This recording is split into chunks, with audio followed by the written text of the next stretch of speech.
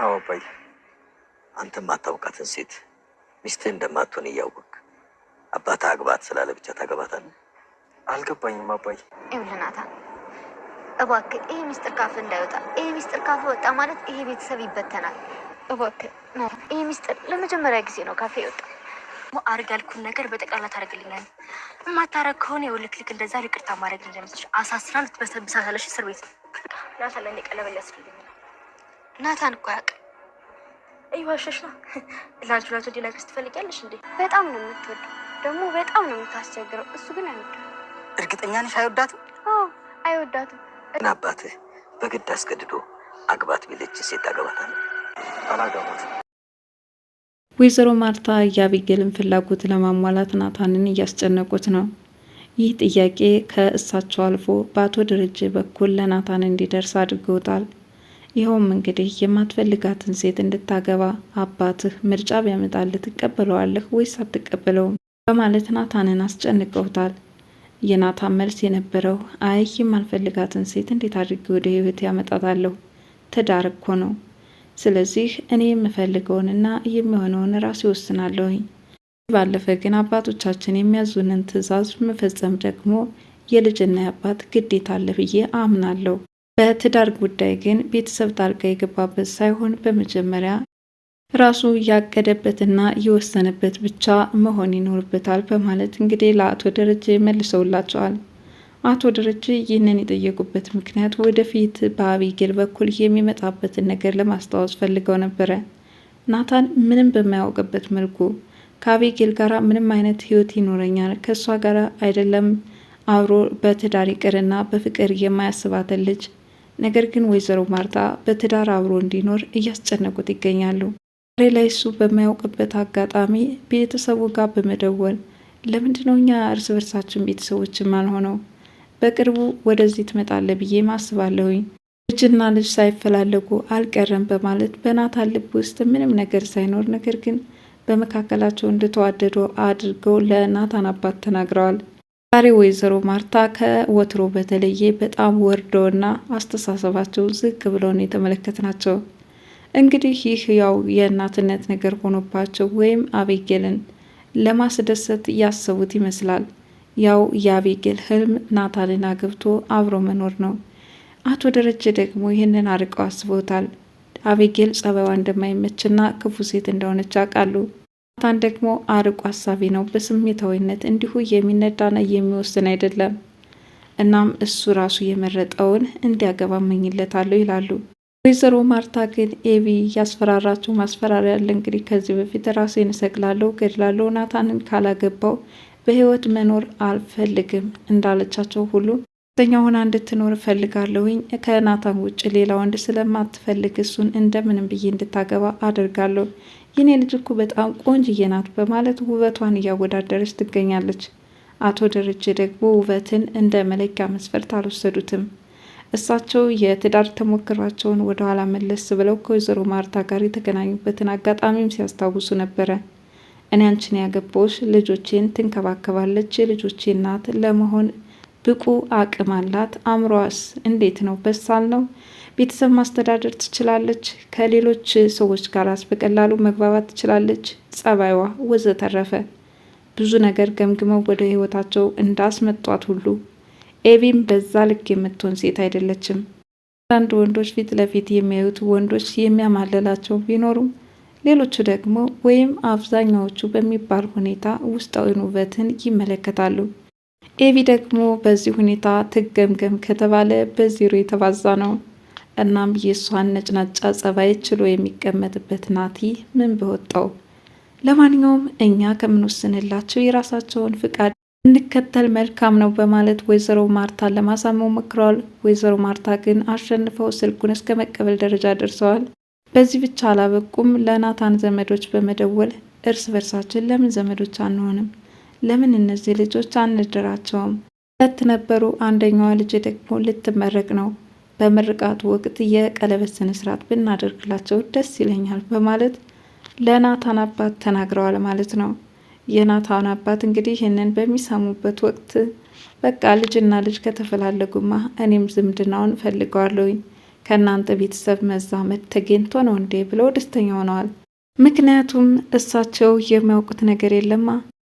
ስለዚህ የናቲ አባት ስልክ ደውሎ ሁኔታውን ማጣራት ይኖርበታል ብዬ አምናለሁ። ካለበለዚያ የወይዘሮ ማርታንና የአቤጌልን ፍላጎት ለማሟላት ሲባል በይሉኝታ ትዳር አይመሰረትም። ወይዘሮ ማርታ አሁን ላይ በጣም ጸባያቸው ተቀይሮ ጫና እያደረጉ ነው ያሉት። ለምንድን ነው አርቀው ማሰብ ማገናዘብ የተሳናቸው? በተለይ ደግሞ ወንድ ልጅ በግድ ሁለቱን አጋብተው ኑሩ ቢሏቸው ነገ የሚለያዩ ናቸው። ይህንን እንዴት አላሰቡበትም? በጣም የሚያስገርም ነው። ወይዘሮ ማርታ እዚህ ላይ ስህተት ሰርተዋል ብዬ ማምናለሁ።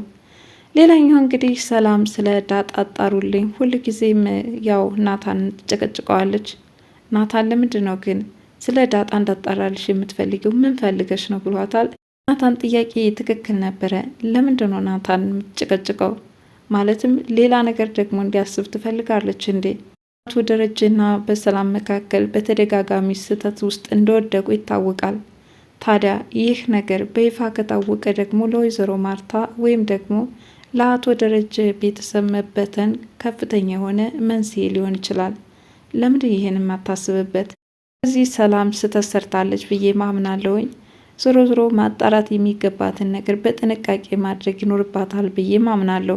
ከዚህ በኋላ ማጣራት የምትፈልገውን ነገር በራስሽ መንገድ አጣሪ፣ ስለ ዳጣ ቤተሰቦች ሁለተኛ እንዳትጠይቂ ብሏታል። ይህንን ያለበትና የወሰነበት ምክንያት ዳጣ አባቷ አቶ ደረጀ እንደሆነ በልቧ የያዘችውን ምስጢር ማፈንዳቷና ይህንን ለማንም እንዳይናገር ማስጠንቀቂያ ስለሰጠችው ነው። ናታን ይህንን በሰማ ጊዜ ለማመን ተስኖት ምን ያህል እንደተቸገረ ሁላችንም ተመልክተነዋል። ኤቪ እህትሽ ናት፣ ውሃ እህትሽ ሆነች ማለት ነው፣ የበደለችሽ ባላይ የምታልፊያት እህትሽ ስለሆነችብሽ ነው ሲልም እንግዲህ ናታን ከዚህ በፊት የታዘባቸውን ነገሮች እያስቀመጠላት ነበረ። ዳጣም አዎ እውነታውን ስታውቅ ይቆጫት ይሆናል፣ ለእኔ ምንም አይነት መረጃ ስለሌላት በቅናት ብትንጨረጨርና እኔን ብትናገረኝ አልፈርድባትም ብላለች። ታዲያ ብዙ ነገሮችን እያገናዘበች ስትችል የቆየችው ዳጣ አሁንም ቢሆን በዚሁ እንደምትቀጥልበትና አቶ ደረጀ ሁኔታውን አመቻችተው እስከሚናገሩ ድረስ ሚስጥሩ ለማንም እንዳይወጣ አስጠንቅቀዋለች። እንግዲህ ከናታን በስተቀር ከዛ ቤት ከመጣች ጀምሮ ለማንም ትንፍሽ እንዳላለች ሁላችንም የምናየው ነገር ነው። ዳጣ የአባቷን ትዕዛዝ በሚገባ እየፈጸመች ነው። እኔ እስከምናገር ድረስ ለማንም እንዳትናገር እባክሽን፣ ለቤቴ ሰላም ሲባል አደራ ዳጣ፣ እኔ አስተዋውቅሻለሁ፣ ሁሉም በጊዜው ይፈታል ብለዋታል። አሁን በትዕግስት እየተጠባበቀች ነው። በተለይ ኤቢ ከእሷ ላይ ትኩረት እንዳደረገችባትና እሷ ከገባችበት ሰዓት ጀምሮ እንደ ጠላትነት እያየቻት ከመጣች ወዲህ ዳጣ ለምንድን ነው እህቷ እንደሆንኩኝ የማታስተዋውቀኝ? ምናልባት እኮ ጥላቻዋ ሊቀንስ ይችላል። አሁን ላይ ስለ እኔ ማንነት ስለማታውቅ ነው እያለች አባቷን ለማሳመን ሞክራለች።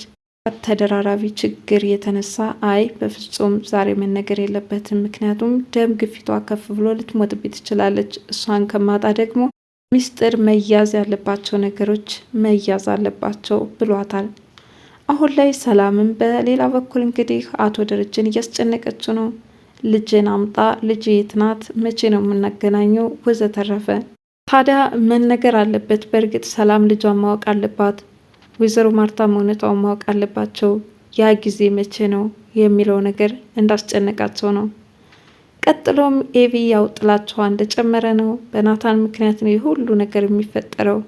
አርጁን በመቅጠር ለምን ዳጣን አትወጋለኝም በማለት እንዲወጋላት ቀጥረው ነበረ። ቢሆንም ግን አርጁ ከዚህ በፊት ከዳጣ ጋር ተገናኝቶ ትጠቀምብህ ስለፈለገች እንጂ በፍጹም ላንተ አትሆንም፣ አርፈ ኑሮን ትኖር እንደው ኑር፣ እኔ እህትህ ልምከር በማለት የዳጣ ምክር በመቀበል እሷ ላይ ጉዳት ማድረስ እንዳልፈለገም ተመልክተነው ነበረ። ዛሬ ላይ ታዲያ ከኤቪ ጋር ተገናኝቶ ለምንድን ነው ዳጣን የሆነ ነገር ካላደረክልኝ ያለች ስታስጨንቀውም ነበር። አርጁን በዚህ ሁኔታ የመለሰው ነገር ቢኖር ሰው ማጥቃት አልፈልግም፣ በተለይ ሴት ልጅ በጣም ነው የምታሳዝነኝ። ለምንድን ነው እሷን አንድ ነገር የማደርጋት? ይሄ ለእኔ ጥሩ አይደለም።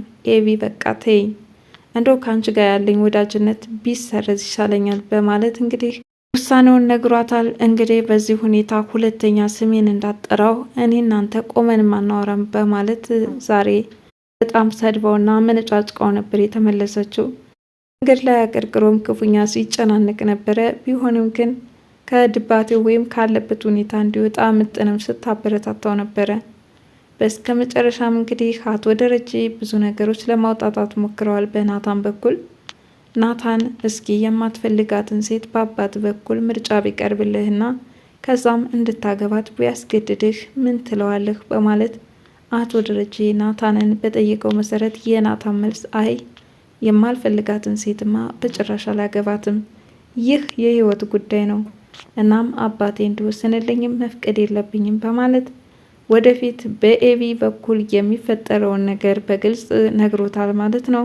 አቶ ደረጀም ወደፊት የሚጠብቅህ ይህ ሆኖ እያሉም ለናታን ነግረውት ነበረ። ናታንም ከምን ተነስቶ ይሆን የጥያቄ ጠይቀኝ የሚለው ነገር ሳይፈጠርበት አይቀርም። በእርግጥ ስለ አቤጌል በተደጋጋሚ ለምንድን ነው ከእሷ ጋር ብትጋቡስ ብትፋቀሩስ እያሉ ወይዘሮ ማርታ ሲያደርጉት እንደነበረ ማስታወስ ይከብደዋል ብዬ አላምንም።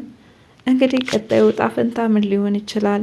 እውነት ለመናገር ናታን በጣም ነው የሚያሳዝነው። እነዚህ ልጆች በሰላም ፍቅራቸውን ማስኬድ ሲገባቸው፣ ነገር ግን ወይዘሮ ማርታ ራስ ወዳድ ሆነው አቤጌልን ለማጋባት እየገፋፉ ነው። ግን ይሳካላቸዋል አይሳካላቸውም በጭራሽ የሚሆን አይመስልም። በቀጣይ ክፍል እስከምንገናኝ ድረስ ለዛሬ ዳጣ ድራማ ይህንን ይመስል ነበረ። ለቻናሌ አዲስ የሆናችሁ ሰብስክራይብ ያላችሁ ቤተሰብ እንድትሆኑ በትህትና ጠይቃለሁ። ባይ ባይ።